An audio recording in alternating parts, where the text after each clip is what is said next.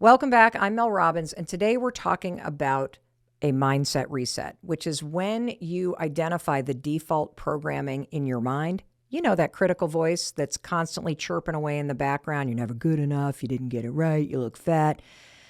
Once you identify that and that you're sick of it, how can you erase that bully and program a new positive soundtrack in its place? Well, Diane is about to help you do just that. Hi, How you doing? I'm great. How are you? Doing all right, doing all right. Do have a question for you. I mean, wonderful information from Poppy. My question comes more of what about when this kind of programming and voices are from spouses, friends, employers, and they're just basically building on what your parents or other people have said. Great question. So the question is, what if you've got programming from childhood that now is basically being reinforced by colleagues, bosses, spouses, friend group, blah, bitty, blah, bitty, blah. Yes. What is the kind of default negative thing that you say to yourself? It's definitely not good enough. And who the heck do you think you are? Ooh, the who the heck do you think you are? That has a real bite to it. Yes, Um, it does. yeah, it does. So, um, I don't know why I'm going to ask you this, but I'm going to ask you this. Were either of your parents on the narcissism personality disorder by chance spectrum? Well, I'm pretty close. I would say yes, one of them for sure. And the reason why I say that is because the who do you think you are has a very hostile nature to it. So I would imagine, and again, I'm just guessing here, that there was a level of either hostility or fighting or outbursts or eruptions that were very chaotic for you when you were a little kid happening with the adults in your house. I've blocked out a lot. I remember more of my adulthood where my ex was a narcissist. I mean, Okay. definitely. Yep. Okay. So I am not surprised that you blocked a lot of childhood out because what happens is that when you're in a situation that is extremely stressful as a young kid, because the adults around you can't be trusted or they're erratic or whatever the situation may be, you live in a state of fight or flight and the alarm system in your body's going off. And when you are on edge and the alarm system in your nervous system is going off because you don't feel safe around the adults in the house, it impairs the cognitive functioning in your brain. This comes from research out of UCLA. Dr. Judith Willis has studied extensively how nervous system dysregulation impacts the brain's ability to function. And so if you're busy managing this toxic stress in your body as a kid, your brain's not actually present to make memories. And so super normal to not have a lot of memories, by the way. I do not have a lot of memories from my childhood, from high school, from college, from law school, because I was in a constant state of anxiety. Never present in the room to make memories there. And Mhm. what I want to tell you first is the good news. So, the good news is, even though you have been the victim of being with a narcissist and you have had a childhood that was fraught with all kinds of stuff, you can change your brain. You Okay. can learn how to calm your nervous system, and you can absolutely change the programming in your mind. And I want you to relate to the programming in your mind as if it was deliberately put there. Because even though Mhm. a narcissist or somebody with a narcissistic personality is not deliberately doing this to you, they are so incapable of empathy, they're not even considering you and me. We're objects. They're just doing what they're doing. But we literally get damaged in the way that we think about ourselves when you're around somebody like that, because you think you're the problem. You think that if there was something different about you, then everything would be okay. And lots of people with a narcissistic personality issue, they actually tell you that you're the problem.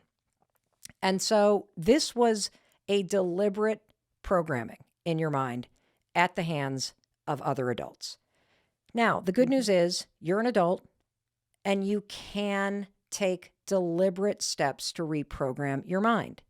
And I'm going straight for like boom in the face on this because I want you to realize that you got to get deliberate about this, that somebody else trained you to think this way. And it is a level of being deliberate. As if I said, you're going to move to Russia and you got to speak fluent Russian. I realize you've spoken, how old are you? 65. You've spoken English for 65 years. But for the rest of your life, we're going to speak Russian. We're going to speak Swahili. We're going to speak a different language. And you can learn a different language. And learning to shut off the abusive voice in your head and teaching yourself through thought substitution a different language is what you're going to have to do. So that's number one. Number two, you're not going to overnight be able to look in the mirror like, I love myself. It doesn't work that way because you've had a lifetime of people telling you otherwise. And your brain will reject any mantra that you choose that you have actively tried to disprove. And so we got to pick something for you that you may not quite be there yet, but you believe in the truth of it. And what I believe that everybody deserves is, I think you can say, I deserve to be happy, or I'm a good person who's trying her best, and I deserve to be happy. I'm a kind person who deserves respect. I am doing the best I can, and that's good enough. Like there are these mantras that kick the narcissist, you're not good enough, who do you think you are thing out of your head. And you can say something back that's like, hey, I'm a kind person. I'm doing the best I can. And that's good enough. And that is enough of a rebuke. And it's believable enough, even when you're beaten down, that as you repeat it and repeat it and repeat it and repeat it to yourself, because you're going to have to, you will start to believe it. And one final thing that I wanted to say to you is that, you know how you said that the programming started with my parents, and then it was an ex, and then it was colleagues, and then it was a boss, and then it was this. That may be true. But we've also got to start to do the work of catching the filter in your brain. So yes, your boss may be an erratic douche who calls out the things that are negative or is always in a grouchy mood. But that doesn't mean anything about you. This is where your filter and the programming in your mind scans the world and reads your boss's crappy mood as having to do with you. Because the narcissists in your life made you feel like everything was your fault. For all you know, your boss's wife is having an affair. He's going through a tumultuous divorce. He's dealing with like some issue in his gut, and he has irritable bowel syndrome, which is why he's always grouchy. And he's a really sad sack guy who can't get his shit together because he has childhood trauma, none of which has to do with you. But your programming in your mind makes you think everything's your fault. And that's also the part of the work that you're going to need to do. You got to reprogram the words you say. Hey, I'm a kind person. I'm doing the best I can. That's good enough. Or I deserve to be happy, especially after these assholes that were in my life. You can put a little sauce in there. Like, you can tell I like a little spicy mantra, like something that, because if you don't quite believe it, if it doesn't like loosen you up a little bit, that's not the right thing to say. Because most mantras are bullshit because people pick things like, I love myself. And then they spend the day going, you look like shit. You screwed that. Like, no, you don't love yourself. I need to give myself a break. I'm doing the best I can. Now, there's a mantra I can get behind because I believe that.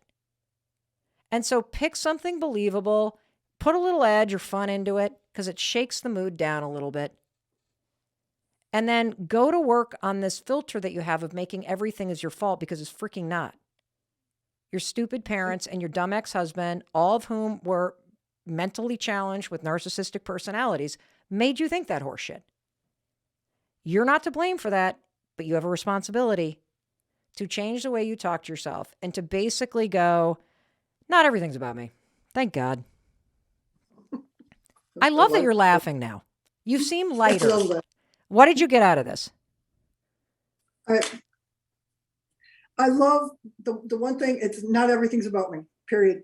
It's not mine, not always, not all of it, and really retraining the brain, really working through catching those filters, and it's going to have to be one step at a time. That's it. And here's the thing, give yourself a fucking break.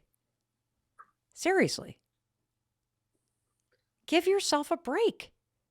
Like, have a little bit of compassion for, wow, I got out of a marriage with a raging narcissist. I'm pretty awesome. Yes, I am. Yes, you are. Yes, I am. Give yourself more credit. And, it is true. Like, we get so focused on our own bullshit that we convince ourselves that the world's problems are our doing. Most people have so much stuff going on and are so busy beating themselves up, they're not even thinking about you and me. Yeah. All right. You got this. You got this. Let me hear you say your new mantra. Well, quit taking myself so seriously. I'm not getting out of this thing alive. That's true. This ends the same. And how about adding, I might as well enjoy the rest of the ride. There we go. I may as well enjoy the rest of the ride. The first 65 kicked my ass. So let's have some fun the next 65. And they did. Oh, my Lord. Yeah, but you're here laughing about it. That's more than most can say. And so I do believe the best days of your life are on the road ahead. I believe that. Mindset reset is one of my favorite topics. And today I'm going to bring some of the teaching right to this podcast as I coach 2 listeners who are struggling with their mindset.